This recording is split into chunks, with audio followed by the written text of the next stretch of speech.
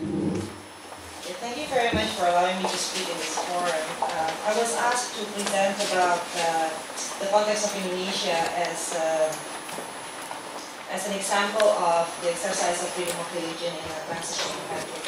And before I present, I would like to just mention that this presentation was designed based on the Indonesian report of the Keeping the Faith. So Keeping the Faith has 10 country reports, like Professor Panalangan is the author of the Philippine report, and Dr. Zainal Abidin Baldir, who is the director of CRCS at the General University, is the author of the Indonesian report. Maybe I will start first with the basic information of Indonesia. It's just because we Indonesians sometimes think that because we are big, then everybody knows us. But I know that that's not the case.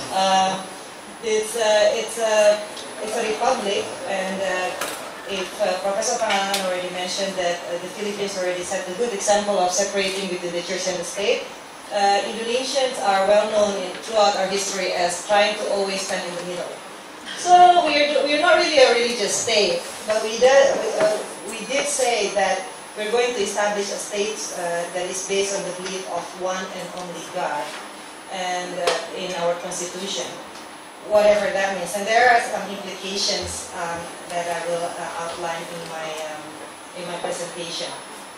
And whereas with regards to the regulation of religion, then religion is it's supposed to be one of the aspects that are regulated by the central government, like the foreign affairs and like the financial affairs.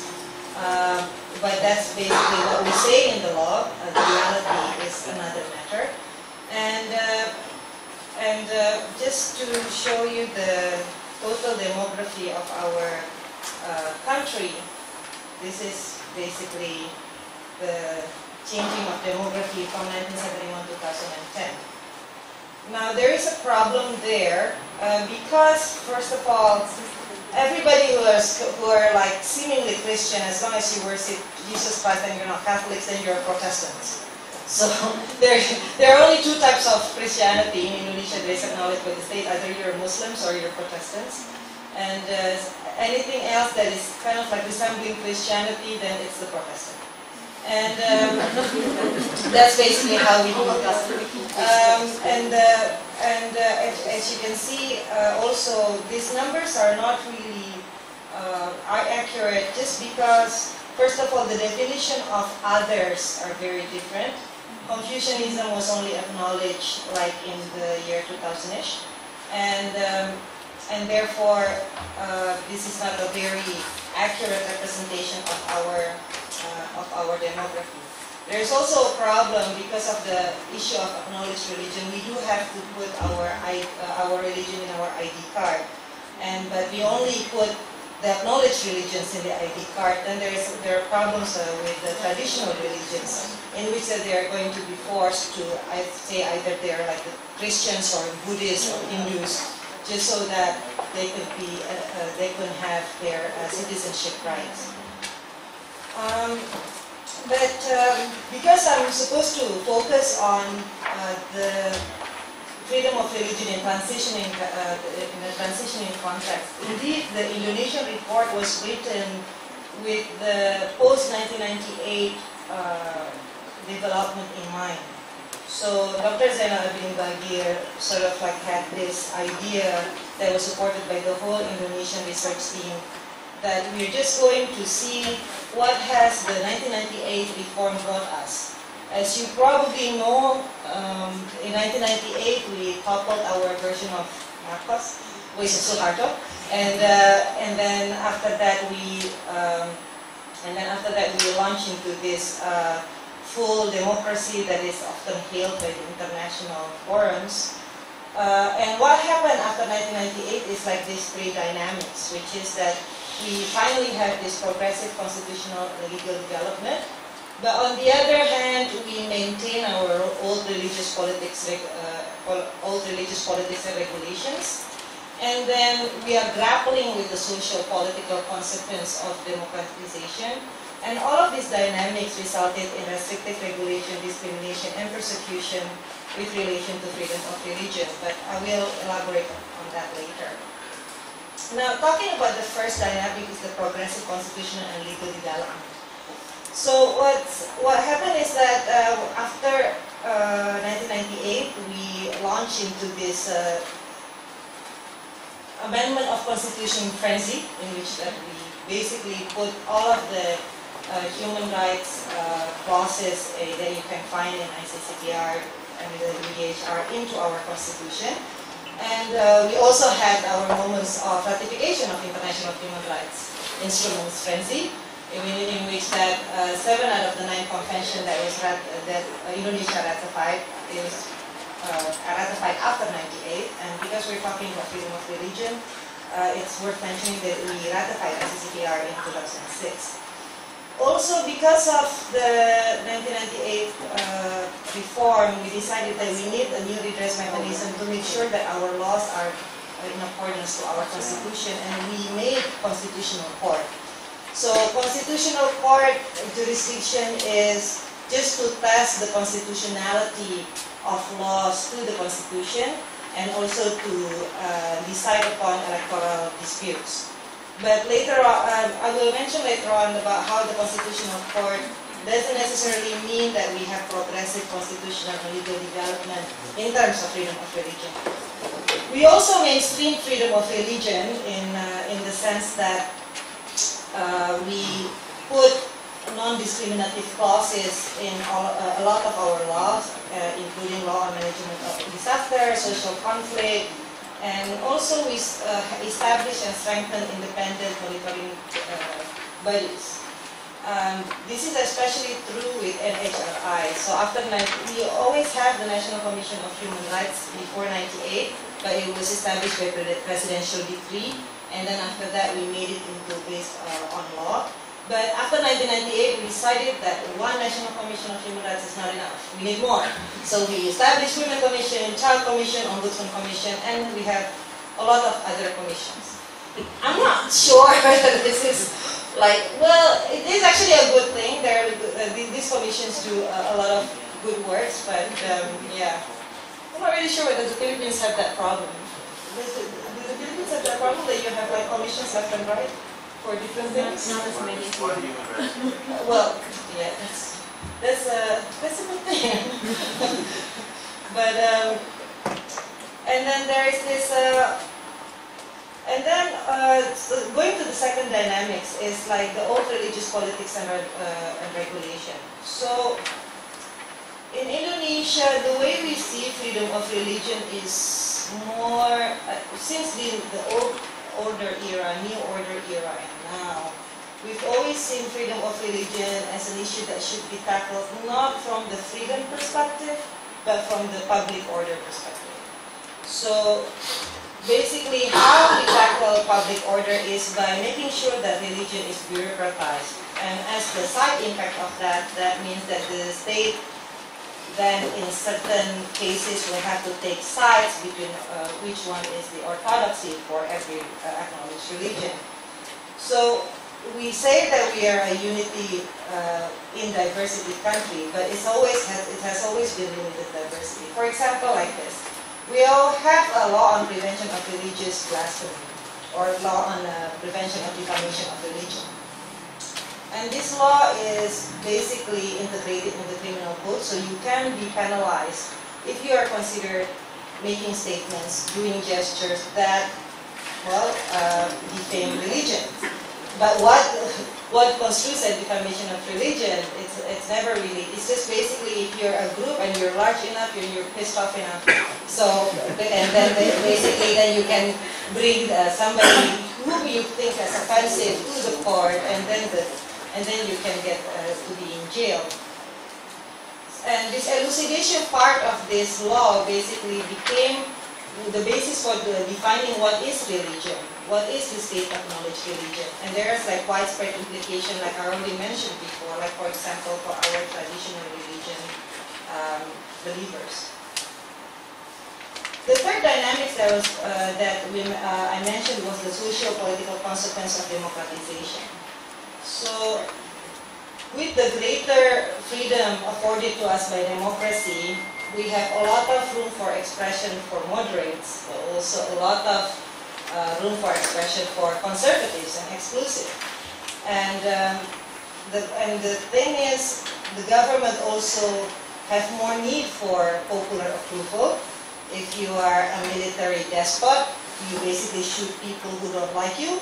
If you are in a democratic state, you need people to like you. And you have the usually conservatives are are people who are not necessarily majority, but they speak loudest.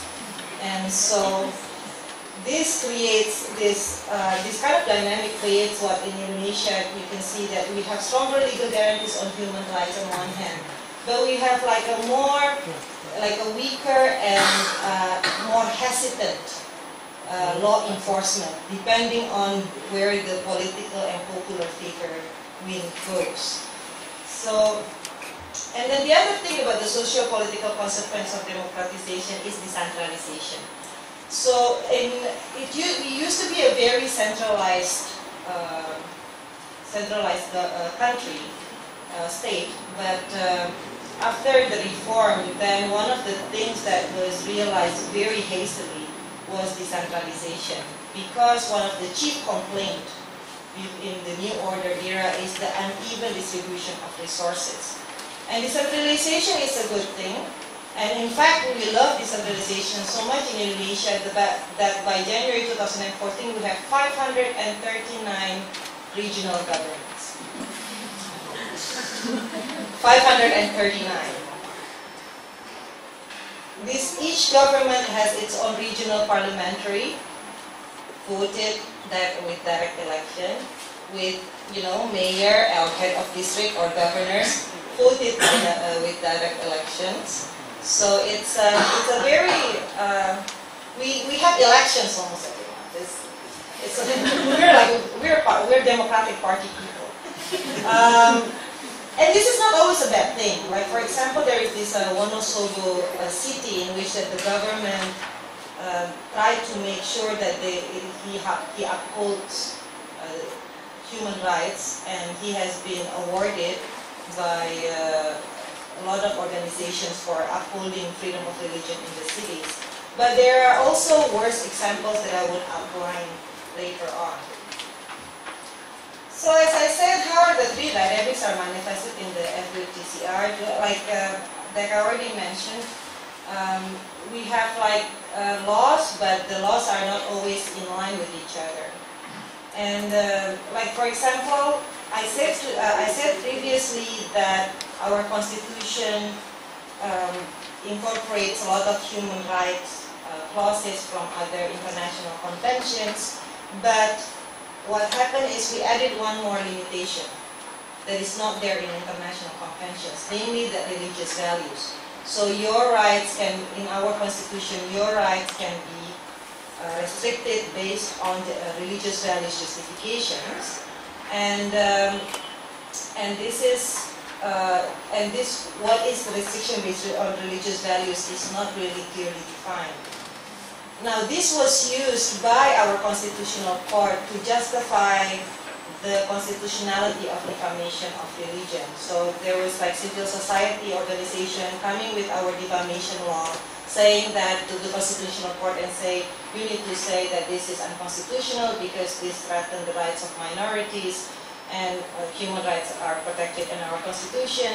And the constitutional court said, well, because of their restriction of religious values, then this defamation law is not unconstitutional. Moreover, because there was an addition to that says that actually, because we said in our constitution that it is established by the belief in one and only God, even being an atheist is not your right to not believe in God is not protected by the Constitution. So you can believe in whatever you want, but you just have to believe in God, which is like a very restricted freedom. How you can sort of go into my head and check whether I really believe in God is another matter.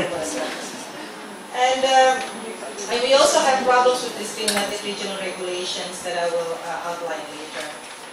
So right now, we have like the three dynamics resulted in discrimination, persecution, inconsistent law enforcement due to the political will, as I said, because of the favors, trying to curry the masses' favors.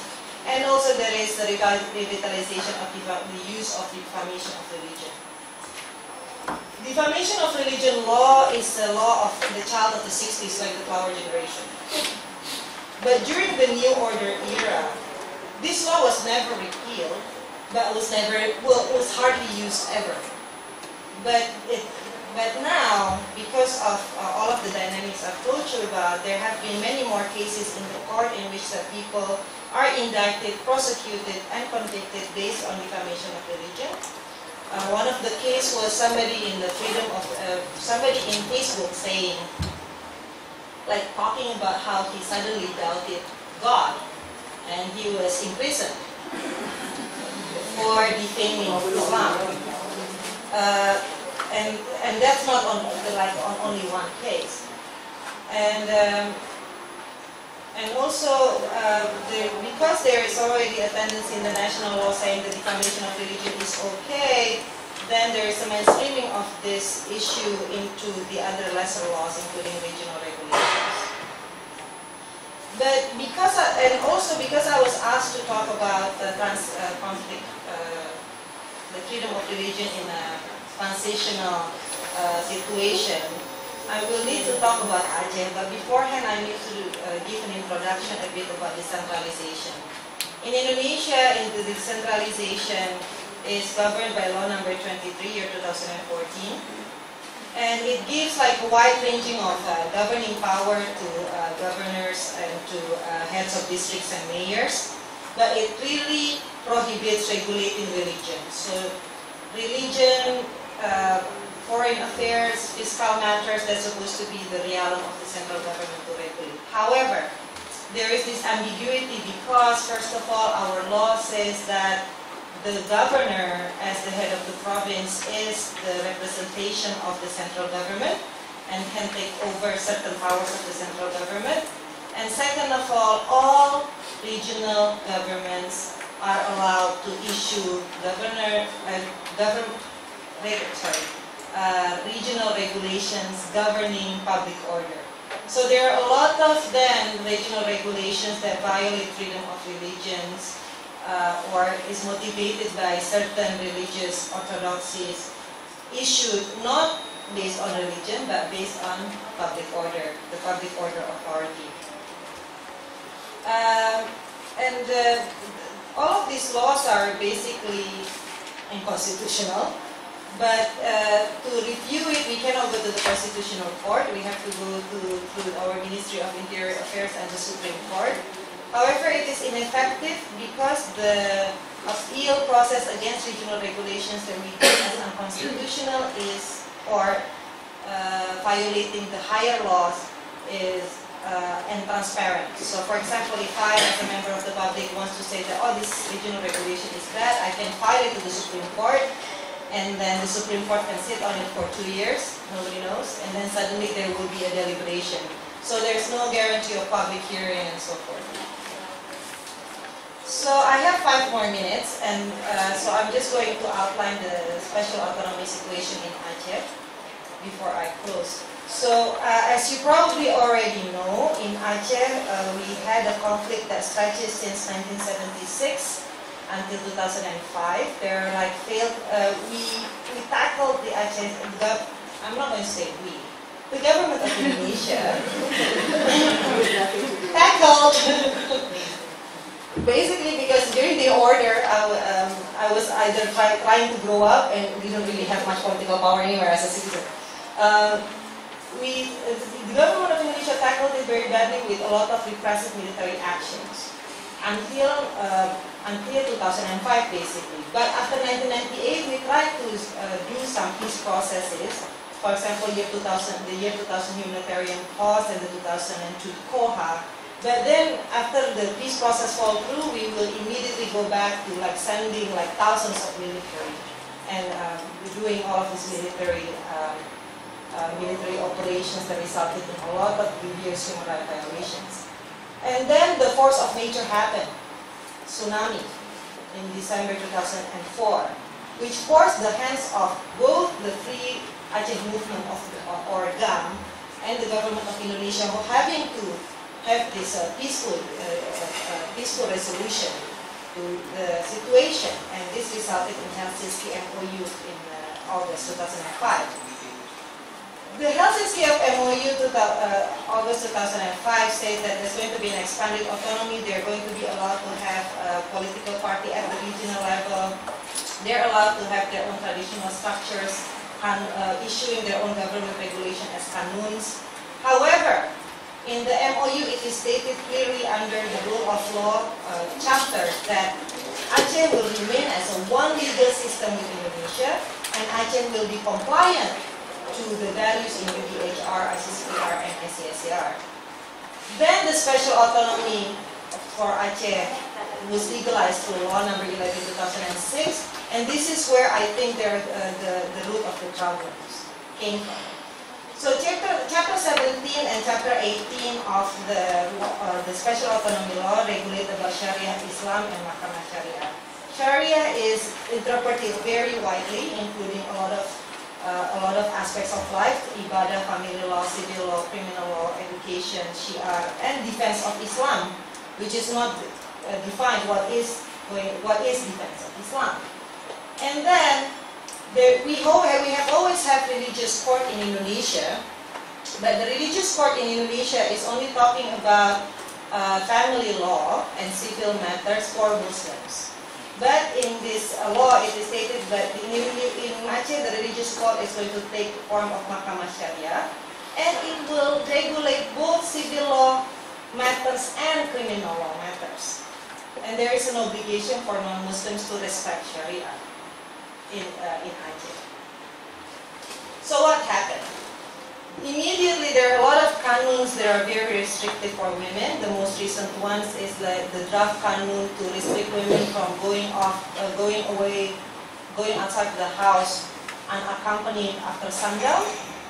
And the other one that is more worrying is Kanun Jinayat that was passed in September 2014. Essentially, the criminal and criminal procedural provisions before this Mahkamah Syariah. This creates uncertainty of law according to some legal experts because there is a duality. We have our own national criminal law, but then there is also the criminal jinayat, the jinayat clauses in the Kanun Jinayat. Kanun Jinayat regulate the consumption of alcohol, gambling. Halwat is basically if you're sitting together in a closed enclosure with someone who's of the opposite sex who's not related to you by marriage or by blood. And adultery, sexual molestation, rape, and homosexuality. And the punishment is body punishment. So it's like it's whipping. It's very problematic for non-Muslims because they can be subjected to it, even though they said that non-Muslims they can choose which one is better for them, Sharia or the national system. And women, because the stipulation of rape says that, okay, rape can only be rape if it's witnessed by 4 people. If you accuse someone of rape and cannot produce 4 witnesses, then you can be paid for false allegation. So that's really bad for women. But the other case that would show that this can go really, really bad is what happened in Langsa in Aceh 2014. I know I passed 5 minutes, but I need like 5 more minutes of it. In Langsa, Aceh, November 2014, what happened was like this. There was a lady who was in, well, we're not going to name names. There was a lady who sat together with her boyfriend in a house. Then the people of the village went through the house, like, like trying to capture them. Show her, and then they found her with this boyfriend. And you know what this this mob did? Like 9 people, or I think it's 9 people, including a 13-year-old boy. They raped the women, stripped the woman and the man, and paraded them across the village. Okay? What happened to the woman? you probably think that in a normal situation, then she will be vindicated, and these 9 people, well, I'm not supposed to swear, so, but these 9 people will be subjected to very heavy punishment. But what happened is like this. Because of the Kalwa provision in the Kanun Jinaya, the woman was whipped publicly. And now the punishment is being delayed, because when she was about to be whipped the first time, she fainted. And now it's going to be deferred until she delivered her baby, because she got pregnant. And what happened to the rapists? The rapists were tried by the national law, and they were subjected to 3 years punishment. But the women was re-victimized, because they said that, well, just because she was raped, in interviews it was stated by the Mahkamah Syariah, just because she was raped doesn't mean that she is not accountable for staying together in a house with someone who is not her boyfriend. So that's one of the problems that we have in with regards to management of the Kanun Jinaya, and it raises a lot of questions, because this cannot be constitutional to bodily harm people, to create discrimination, to re-victimize victims. But unfortunately, this Kanun was reviewed and allowed by the national government to pass, because they said that it was already in the MOU, the Helsinki MOU, and the law on the special government.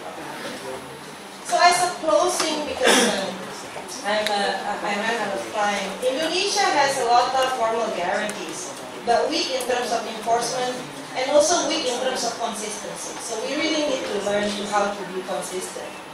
And there is an increase of intolerance, but it's worsened by weak government. But I said transition is a process, and I think aside we really need to do like legal reform and stronger law enforcement, yes, but also as a consequence of a democratic society, Indonesia as a society also have to engage in social transformation in order to take over the regulations or the realities of freedom of religion from the more conservative forces. I will end here. Thank you for listening.